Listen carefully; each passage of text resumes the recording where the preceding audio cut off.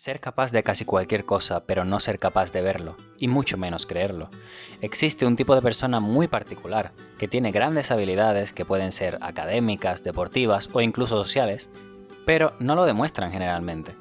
Solo se ven destellos de lo que puede ser, pero nunca terminan exprimiendo ese potencial. Seguro que en este momento se te vienen a la cabeza muchas personas que conoces o has visto así, como ese amigo que podría ligar si lo intentase, pero nunca se atreve por miedo a que lo rechacen. Hay muchas referencias que se pueden tomar, pero el ejemplo de este vídeo va a ser Zenitsu. Como, si estás viendo este vídeo, sabrás, Zenitsu dentro de Demon Slayer es utilizado muchas veces como alivio cómico. Es ese tipo de personaje que grita mucho, le encantan las mujeres, tiene miedo de combatir y está llorando la mitad de la serie.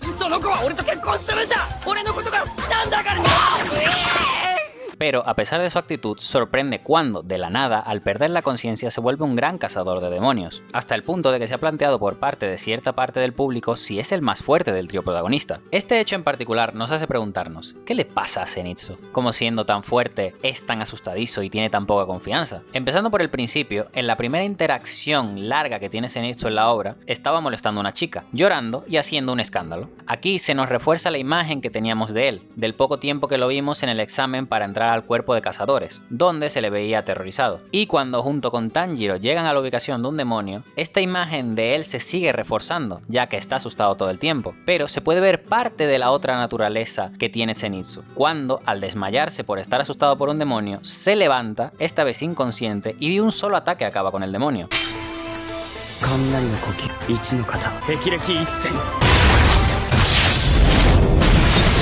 Aquí todos nos quedamos en shock, sin saber de dónde viene esa habilidad, pero más importante, nos preguntamos ¿por qué si es tan fuerte, es tan asustadizo y demuestra tan poca confianza? Pues desde el punto de vista de la psicología, podemos dar algunas respuestas a estas preguntas. Primero, vemos a lo largo de la serie la poca confianza que tiene Zenitsu en sus habilidades de combate. De hecho, se tiene tan poca estima que cuando despierta, cree que ha sido el niño que iba con él quien acabó con el demonio. Volveré a este punto más adelante. La poca confianza de Zenitsu en sí mismo, Bandura, un psicólogo que se centró en los estudios de tendencia conductual cognitiva, lo definiría como una autoeficiencia baja. La autoeficiencia son los juicios de cada individuo sobre sus capacidades, y en base a estos juicios organizará y ejecutará sus actos, de modo que le permitan alcanzar el rendimiento deseado. En este caso, como Zenitsu tiene una autoeficacia baja, menores serán sus logros de ejecución, es decir, es menos probable que cumpla con los objetivos que quiere cumplir, porque al juzgar sus capacidades como insuficientes, o en el caso de Zenitsu casi inexistentes, no persistirá en sus esfuerzos para conseguir dichos objetivos. Esto es algo que se puede ver y entender con claridad. Si no consideras que eres bueno en algo, o si piensas que careces de las capacidades para lograrlo, se tiende a pensar ¿para qué siquiera voy a intentarlo? Puesto que si piensas que no lo vas a conseguir igualmente, ¿qué sentido tiene siquiera esforzarte? Y esto se ve con Zenitsu también en una de las escenas posteriores, cuando después de que acabaran con los demonios, Tanjiro sale de la casa y ve a Zenitsu siendo pateado por Inosuke. En este momento queda claro un aspecto fundamental sobre Zenitsu. Sí, tiene miedo, pero ese no es el motivo principal por el que no aborda los conflictos entrando en combate, puesto que aquí no huye, no se va de un conflicto por miedo a que lo lastimen, sino que se queda aunque está siendo golpeado continuamente, por lo que no es el miedo al dolor lo que lo frena, puesto que se ve que es capaz de sacrificarse a sí mismo incluso por alguien que acaba de conocer, como es el caso de Tanjiro.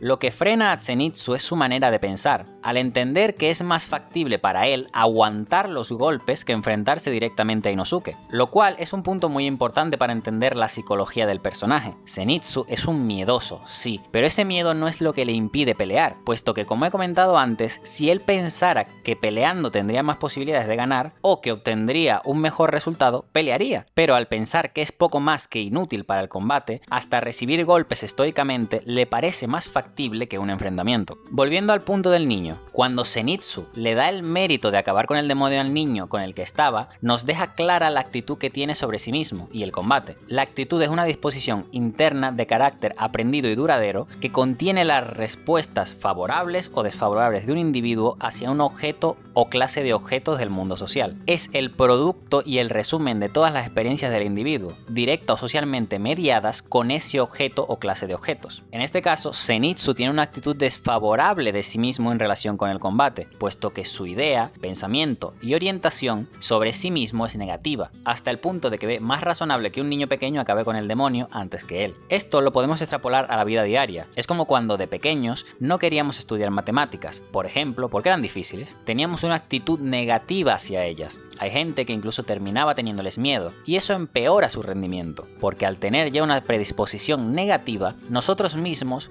ponemos barreras a lo que podemos hacer. Es parecido al anterior, cuando enfrentas una situación con una actitud negativa, es complicado llevar a cabo esa tarea. Y mientras más veces tengamos que repetir una tarea que nos desagrada y o pensamos que no se nos da bien, ese malestar aumenta, cosa que retroalimenta lo anterior y nos puede llevar a pensar, como es el caso de Zenitsu, que somos unos inútiles en aquellas actividades hacia las que tenemos esa actitud negativa. Aunque puede, incluso con esta teoría, parecer descabellado que Zenitsu de verdad crea que un niño acabara con un demonio. Pero esto se puede explicar desde dos perspectivas. Primero, es necesario entender que si las acciones estuvieran determinadas únicamente por estos procesos motivacionales externos, las personas no podrían comportarse de un modo consistente, sino continuamente estarían cambiando, según la influencia externa que incidiera en cada momento sobre ella. Por el contrario, a diario, vemos y comprobamos que las personas suelen mostrar cierta consistencia y coherencia en su conducta a través de diferentes situaciones. Esto es debido a que su conducta está bajo el control del autorreforzamiento, proceso mediante el cual las personas se imponen a sí mismas ciertas normas y responden ante sus propias conductas de forma autorrecompensante o autopunitiva. Es decir, nuestra conducta puede estar bajo autorregulación, no necesariamente depende de los estímulos externos al sujeto. Esto en parte explica por qué, aunque a los pies de Zenitsu aparezcan demonios muertos, a él no se le pasa por la cabeza que ha sido él, porque él mismo se encargaría de recordarse que él no podría haber hecho eso. Otra perspectiva para explicar su comportamiento podría ser la propuesta de las teorías del equilibrio, las cuales defienden que una persona tiende a mantener un equilibrio entre sus creencias y sus comportamientos con respecto al objeto de la actitud, y en caso de incongruencia, el sujeto procederá a reducirla de alguna manera. Una de estas teorías más destacadas es la teoría de la disonancia cognitiva de Festinger, que defiende que el sujeto intenta establecer armonía, coherencia o congruencia entre sus opiniones, actitudes, conocimientos y valores, es decir, entre sus elementos cognoscitivos, y se entiende que existe disonancia cuando aparece discrepancia entre los elementos cognoscitivos. Te lo resumo. Para evitar el malestar, las personas tendemos a equilibrar lo que creemos con lo que hacemos o vemos en la realidad. Esta teoría también se usa para explicar, por ejemplo, por qué es tan difícil eliminar prejuicios o ideas preconcebidas que tenemos de los demás, puesto que cuando percibimos disonancia dentro de nosotros, experimentamos malestar, lo que nos motiva a tomar medidas para restablecer el equilibrio. Estas medidas pueden implicar cambios en nuestro comportamiento o en nuestras creencias. Sin embargo, un problema inherente a estos procesos es nuestra tendencia a distorsionar la realidad para que se ajuste a nuestros patrones de pensamiento preexistentes. En lugar de confrontar las discrepancias de manera objetiva, justificamos estas anomalías de manera subjetiva, a menudo sin fundamento en la realidad. Esta justificación nos proporciona un alivio momentáneo del malestar causado por la disonancia, pero no aborda el problema subyacente de manera efectiva.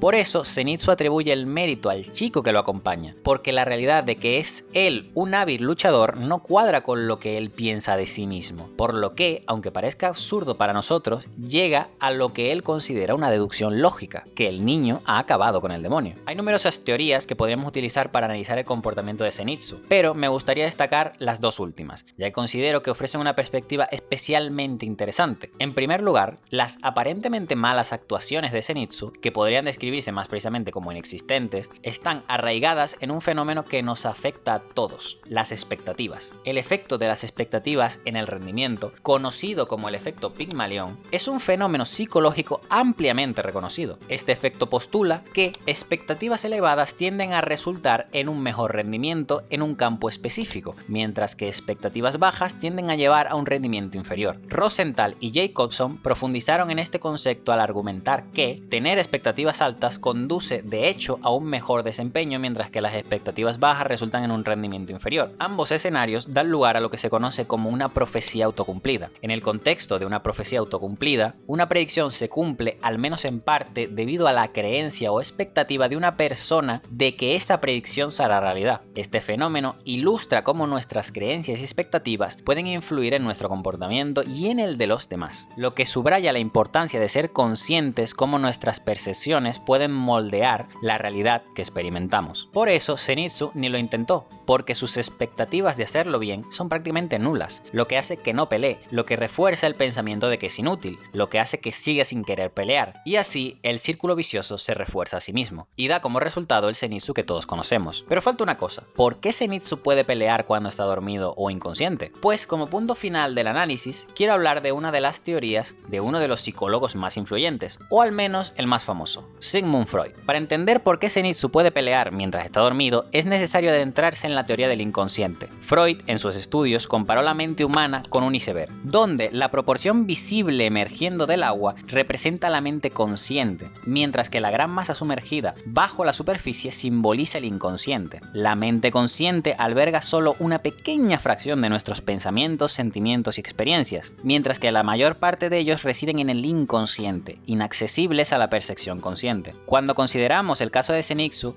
su represión a la hora de pelear puede estar influenciada por elementos de su parte consciente y un poco ligado también a la sugestión del inconsciente. Sin embargo, al estar dormido, se abre la posibilidad de que las partes más primitivas de su cerebro, que están conectadas de manera más directa con el inconsciente, tomen el control. En este estado, las cadenas, tanto conscientes como inconscientes, que lo restringen mientras está despierto, pueden liberarse, permitiéndole pelear de una manera que podría parecer contradictoria con su comportamiento habitual. En esencia, el estado de sueño puede proporcionar una liberación de las inhibiciones y una conexión más directa con impulsos y motivaciones más profundas, lo que posibilita su capacidad para enfrentarse a las situaciones de combate de una manera que no podría lograr conscientemente. Este fenómeno sugiere que los aspectos del inconsciente pueden influir de manera significativa en nuestro comportamiento, especialmente cuando nuestras defensas conscientes se relajan, como ocurre durante el sueño. Con este vídeo, mi objetivo es resaltar la importancia de nuestra percepción sobre nosotros mismos. Creo firmemente que nuestras creencias sobre nuestras capacidades y habilidades juegan un papel fundamental en nuestras posibilidades de éxito. Como ejemplo reciente, al momento de escribir este guión, Ilia Topuria ha alcanzado el título de campeón de la UFC. Independientemente de nuestras opiniones sobre su actitud, este logro representa un hito histórico. Lo interesante es que, al igual que muchos otros campeones antes que él, Topuria ha demostrado una confianza inquebrantable en sí mismo,